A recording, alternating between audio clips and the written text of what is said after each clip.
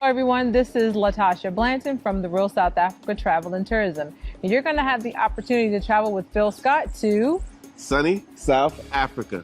You guys are going to have the opportunity to come to Johannesburg, and you guys are going to be coming to Durban. And we're going to set it up perfectly. It's going to be like a luxury experience for you guys. At the same time, you're going to be getting some culture. And of course, you're going to get an opportunity to talk to Phil, hang out with Phil, and get his views on Africa and South Africa.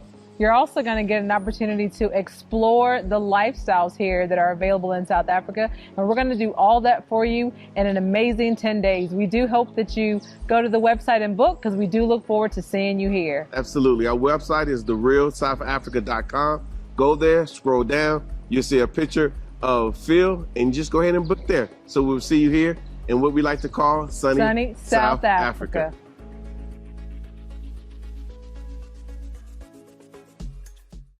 Africans are waking up. They're quickly realizing that the problems that they have on the African continent are partly to blame on themselves and poor leadership, but they're not solely the cause of their own problems. After slavery came colonialism and now neocolonialism, and it has its own repercussions. And unfortunately, the part that suffers the most is the economy, and the trickle-down effect is felt by Africans. So the coups that you're seeing around are not just coups. They're Africans saying, this is our homeland, this is our resources, and they're going to work for us moving forward. I like to think, if I were to use the biblical terms, this is a revelation among Black people.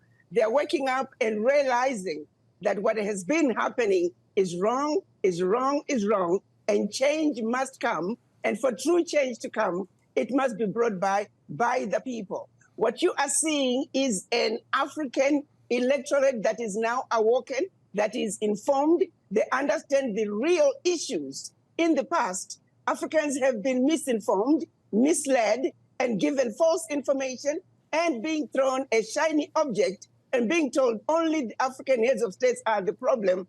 But now they understand the invisible hand and the role that the invisible hand is playing to make sure that Africa remains where they want Africa to be.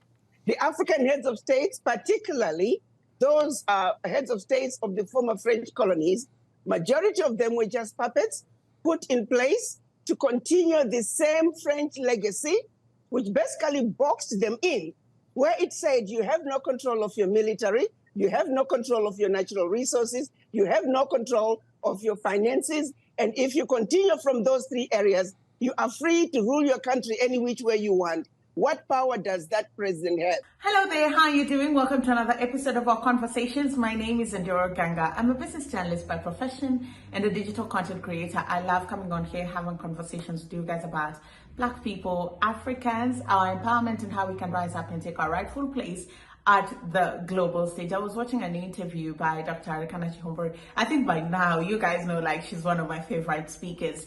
And you know, I think I enjoy listening to her because every time she just comes with a new and fresher perspective about the things that are happening on the African continent. And it's important to shed light to some of these things, because for a long time our story has been told for us, and it's time that we begin telling our stories our own selves using our own words. So there have been several coups that have been happening on the African continent, and the rest of the world in the global West, particularly their media, is just reporting it as that.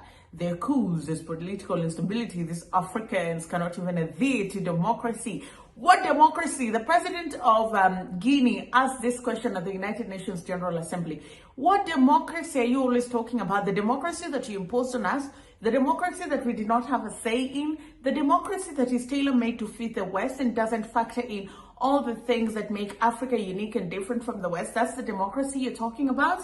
And I like that Dr. Arikana Chihombori broke down why people are celebrating the coups. You know, it's almost covered as if, yeah, people are in support of impunity. We have little to no regard for democratically elected institutions that we elected that no longer serve us, and we're saying no to those institutions. We are crucified at a global platform. And Dr. Chihombori says this is an awakening for Africans. Africans are beginning to see the light. They're beginning to realize that there's so many forces at play here. They're beginning to wake up to the fact that despite the fact that our continent got independence 20, 30, 40, 50, 60 years ago, we have never actually been free. We've never been free, and we might never actually be free if we do not stand up to the new phase of neocolonialism. I'll give you a practical example because she's going to expand it in her soundbite. When Kenya was going for elections in the year 2012, I remember the US and the UK kept saying something like choices have consequences. To me, these leaders that we see you people putting in office are not people that we're in favor of, right? And if you put them in office, we're going to make it difficult for them to serve you. And so please put whoever we want in office so that we can do whatever it is we want with your country and then give you some small money in form of aid and donations. And this cuts across board.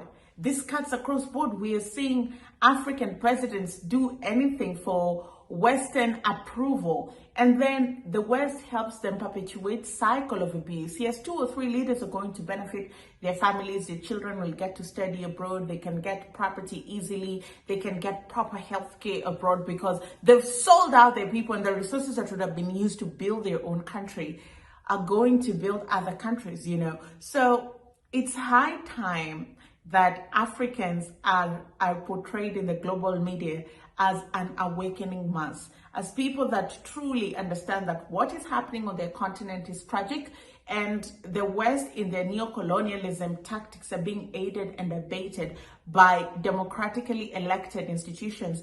And that's why people are standing up against these institutions. We're seeing Ghanaians out in the streets. There's no coup, but they're out in the streets protesting what's happening in their country. Kenya has always taken to the streets. South Africa has been in the streets. So let us not minimize coups and make them look like, or make Africans look like they do not know the meaning of democracy. Africans are just smart enough to know when democracy is not working for them. There is a serious problem for the West, for sure. I think the West did not see it coming. However, it was very naive of the Western nations to think that the exploitation of Africa was going to continue unabated forever. The West is definitely, if I may use a 4-letter word, not so kind, they may be pissing in their pants, because what's happening in Africa is indeed a revolution, and a revolution that's way past due. So you see it as a revolution, but what kind of revolution is it, in the sense that do you think this is throwing off repression from France, from the United States, from other nations? What kind of revolution do you see is underway? Well, I like to think, if I were to use the biblical terms, this is a revelation among Black people.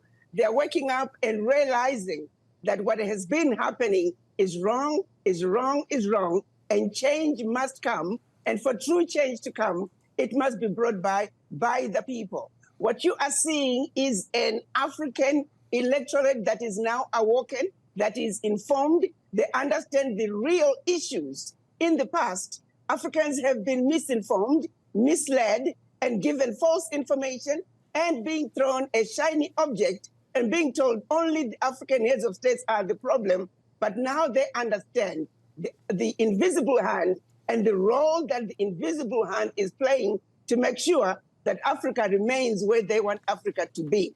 The African heads of states, particularly those heads of states of the former French colonies, majority of them were just puppets put in place to continue the same French legacy, which basically boxed them in, where it said you have no control of your military, you have no control of your natural resources, you have no control of your finances, and if you continue from those 3 areas, you are free to rule your country any which way you want. What power does that president have? And in the past, any president that has tried to buck the system and do something about taking control of the financial resources, and I'm talking about African countries depositing their bank reserves with France. I'm talking about African countries giving up their natural resources, no value addition, France having first right of refusal for all the natural resources discovered yet to be discovered, France companies having first right of refusal for all contracts, large, small, private, public, France having military presence in those countries, and France having the ability to invade them in the event that they feel their interests are being violated. France making sure that those countries can only be trained by France. The military can only be trained by France. The military equipment can only be bought from France. Come on now. Our people didn't understand all this. So we can change African heads of states in those former French colonies like we change clothes. If those fundamentals are not addressed, nothing is going to change. The Africans now understand where the real problem is. The real problem, like I've always said, the biggest risk to peace and security in Africa is France. Let's make no mistake about that.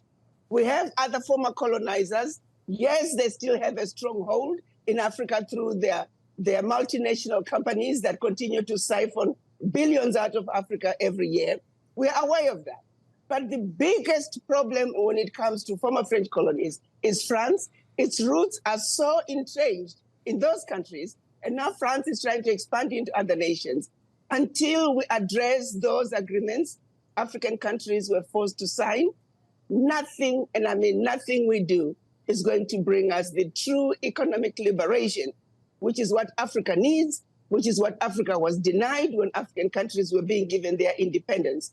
We are now dealing with an African electorate that understand what is really going on in Africa. One of the leaders whose books I have read is Thomas Sankara. You should find literature and material on that man and read. He was a true Pan-African at heart and a very bold and brave leader.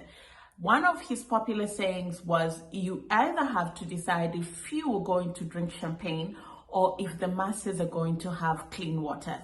That is the problem that we have on the African continent. Very few leaders are drinking champagne, and champagne that comes from, the West. And then the rest of us are left with dirty drinking water because a couple of people have sold us out, and for very little, for their own personal gains. And this is just figure of speech, but when we look at it in practical sense, how is it that many African politicians are very rich? How is it that many African politicians get access to the best of the very best things on the African continent, things that their salaries cannot afford? And note that African politicians are some of the most paid people on the African continent. And the West aids them. The West enables them. They feed into that greed, and then they leverage that greed. When Al Jazeera did the documentary Gold Mafia, presidents were implicated. The president of Zimbabwe was implicated. The president of Ghana was implicated. Right now, if you look at the Ghana gold mines, Anglo Ashanti Gold owns almost all the gold in the country. The gold in Ghana doesn't belong to Ghanaians.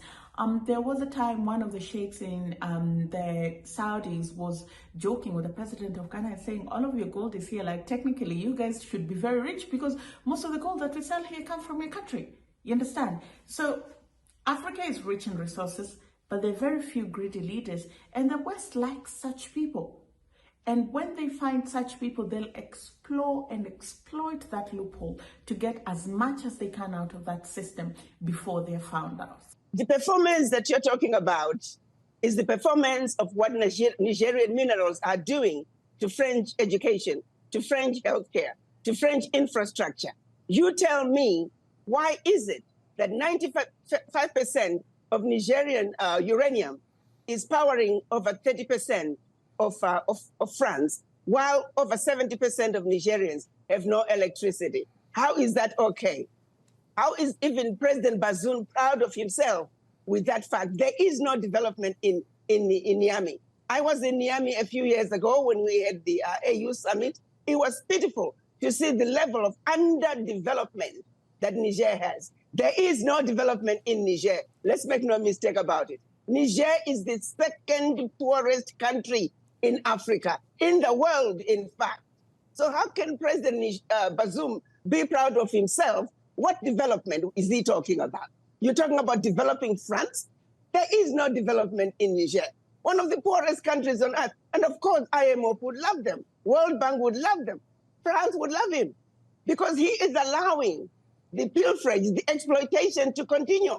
And that's why the people are rising up to say, if you can't stand up to the bullies and tell them that the exploitation can no longer continue, and look President Macron in the face and say, President Macron, How is it okay that my monies, my bank reserves, my natural resources are funding French education, are funding French healthcare, are funding French infrastructure? How is that okay, President Macron? Answer us. Africans in Niger, they want to know.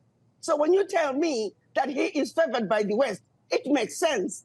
But he's definitely not favored by the people because there is no development. Let's be serious here. Let's stop pushing lies about what's happening. They know the exploitation is happening. It's happening in Niger. It's happening in Burkina Faso. It's happening in Mali. It's happening in every African country. Let's make no mistake about this. We're sick and tired of giving up our lunch to Western nations. African children, they need to eat too. African children need to go to school. African children need good healthcare systems. Behind all that abuse, we need to let the Western world know that there are millions of African children who are going hungry, millions of African children who are dying, millions of women, African women who are dying giving birth to another life, millions of African youth who are unemployed, all because the Western world is continuing with the agenda of exploitation, and exploitation of the African continent. That era is over. Well, and we're coming together as Africans and saying, enough is enough. This has got to stop. Well, I think that when Dr. Arikana Chihombori speaks, everything that she says is point blank on period. There's nothing that you can add. Anyway, I would love to hear from you what your thoughts are. Comment down below in the comment section what you make of this video and the sentiments of Dr. Arikana Chihombori. I'll see you again in the next video.